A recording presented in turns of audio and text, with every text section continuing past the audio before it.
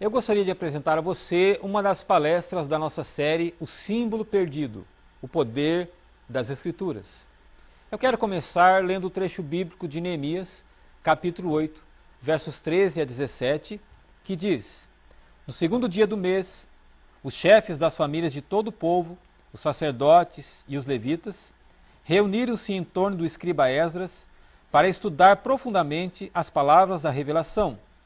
Descobriram na revelação que o Eterno havia ordenado por meio de Moisés que o povo de Israel deveria permanecer em cabanas durante as festividades do sétimo mês.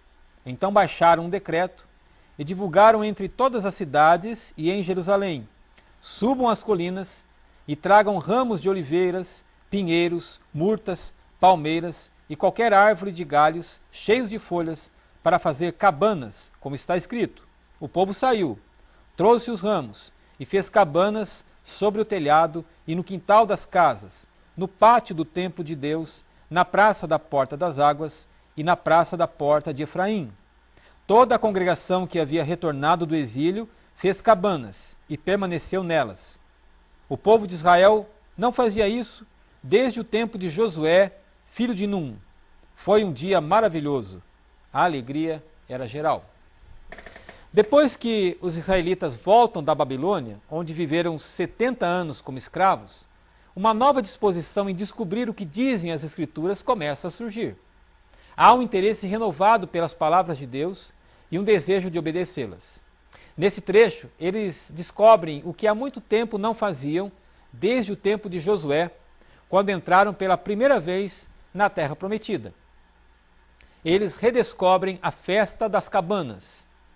Deus havia ordenado, segundo a lei, que eles celebrassem 7 dias de festa, no 7º mês do ano. E que nesses 7 dias, eles construíssem cabanas para morar nelas durante o período das festas. As cabanas eram feitas de galhos de árvores, uma habitação muito rudimentar, mas que serviu de moradia durante a travessia dos 40 anos pelo deserto. As cabanas lembravam o povo de Israel a fragilidade da vida e o cuidado de Deus. Elas apontavam para o fato de que estamos numa travessia de um deserto para uma terra melhor. As cabanas eram precárias, justamente para lembrá-los de que nada nesse mundo é permanente e que nós precisamos nos preparar para montar e desmontar nossas cabanas toda vez que Deus der a ordem de partida. Era assim que acontecia no deserto, tanto com o tabernáculo como com as tendas de cada um dos israelitas. Essa contínua transição, essa necessidade de várias vezes na vida montar e desmontar nossas estruturas, é a lição por trás do texto.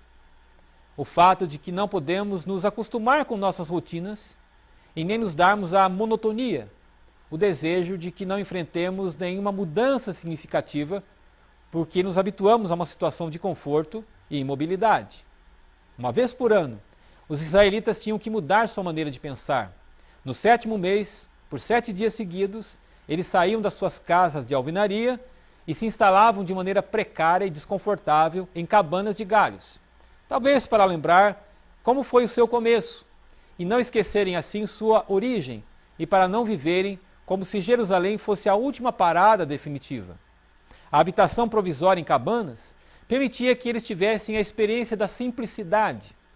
E isso é percebido no fato de que durante os 7 dias de festa, eles estão muito felizes, porque estão ouvindo a Deus e o ensino da sua palavra. A festa anual das cabanas servia a um propósito: sensibilizar o coração para a pessoa de Deus e ensinar o princípio do desapego a coisas e ao materialismo. Não que Deus fosse contra a prosperidade dos seus filhos, ao contrário. É a bênção dele quem nos permite viver sempre supridos, sem termos falta de nada. No entanto, o risco que existe é amarmos tanto a condição que Deus nos dá, que passamos a atribuir mais valor à providência do que ao provedor. Como Deus conhece o coração do seu povo, por várias ocasiões na história, ele detectou que eles estavam cometendo esse erro, substituindo a devoção amorosa pela ostentação financeira. Em muitos momentos, ele permitiu que eles sofressem perdas, fossem espoliados por povos inimigos, enfrentassem a seca, as pragas naturais. Parece que há um padrão quanto à disciplina de Deus no Velho Testamento. Os profetas, via de regra, prenunciam desgraças e perdas econômicas para Israel, porque eles constantemente atribuíam sua boa condição de vida a Baal, o Deus da fertilidade, prosperidade e saúde. Várias vezes eles ficaram reduzidos quase à miséria, mas foi nessas horas que se voltaram arrependidos para Deus e consertaram seus caminhos. A dificuldade é que, na era moderna, a vinculação do lucro com a fé em Deus é quase inseparável. Desde quando se introduziu no Brasil os conceitos norte-americanos da teologia da prosperidade, as igrejas viram nesse ensinamento um grande chamariz para atrair pessoas para os cultos, defendendo que o objetivo maior do reino de Deus é reverter a condição social ruim para uma categoria social melhor. Então os fiéis passaram a entender a fé como o cartão de crédito que viabiliza a aquisição de todos os sonhos de consumo. A tristeza e a insatisfação da vida são a falta de acesso aos bens. E Deus é o grande credor, que a fundo perdido doa tudo quanto nosso coração sempre sonhou em ter. E como efeito imediato, as pessoas passam a amar os bens que têm e que desejam e relegam a segundo plano a verdadeira necessidade, um encontro com Deus e com a sua vontade, que transforme em suas escolhas, sua maneira de viver e traga sentido à própria vida. Mesmo quando os fiéis contemporâneos sofrem alguma forma de perda, isso não é visto como sinal da soberania de Deus para o nosso próprio bem. As perdas são lidas como intromissão do diabo, e o que nós temos que fazer é orar para que Deus restitua aquilo que saiu da nossa mão. Não encontramos mais em Deus a nossa satisfação e alegria. Ele não é mais um amigo mais querido. A sua vontade pouco importa para aquelas pessoas que só o chamam de Jeová Jiré, o Deus da provisão. Diariamente havia pão para comer e água para matar a sede. É verdade que não havia luxo, mas havia a sensação de que quanto mais simples a vida, menos complicada ela se torna. Menores são as preocupações, menos coisas temos para nos apegar, porque o que realmente importa é a paz no coração, produzida pela leitura da Escritura e o sabor da oração, que nos leva a uma saudável percepção de que existe alguém cuidando de nós e que é dele que procede toda coisa boa. O espírito por trás da festa das cabanas é a decisão de encarar a vida com simplicidade, menos amor a coisas e a dinheiro. As cabanas que os israelitas moravam por 7 dias eram feitas de galhos de árvores, coisas que Deus faz nascer. Não há razão para orgulho, nem para ostentação. A cabana é obra de Deus. Morar nelas por 7 dias é um recado importante. A verdadeira felicidade está em buscar a presença de Deus e receber com alegria tudo quanto Ele nos dá. O alvo de Deus é chamar a nossa atenção para o descanso que a sua presença produz, porque andamos atarefados e ansiosos com muitas coisas, porque não cultivamos aquilo que é necessário.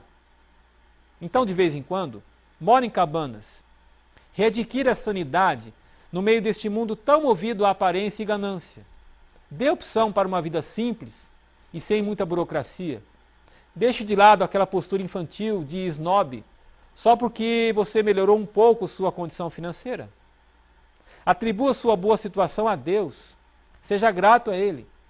Nunca permita que a sua relação com Deus seja um contato neurótico, que só pede, exige, cobra e faz campanhas para ter o que não possui.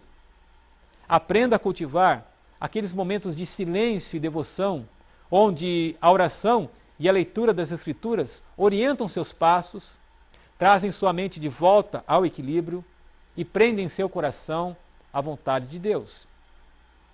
No século XIX, numa importante cidade da Índia, havia um mendigo que vivia sentado em cima de uma grande rocha, por anos seguidos.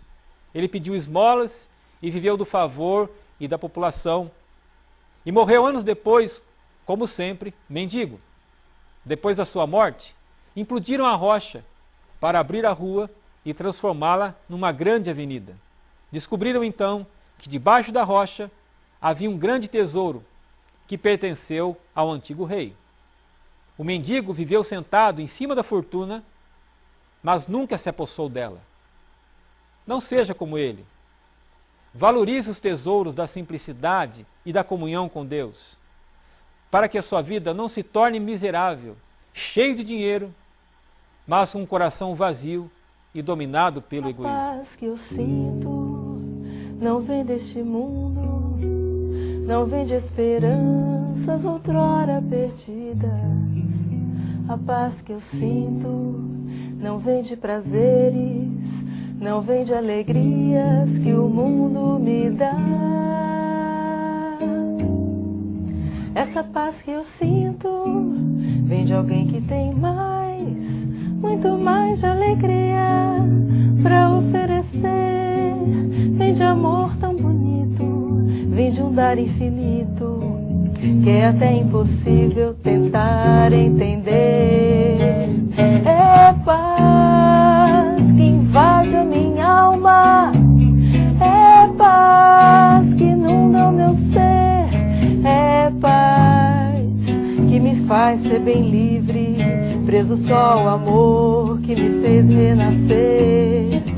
Jesus, que traz paz sem limites, quero tê-lo bem junto a mim, sentir seu cuidado doce, doce como o mel.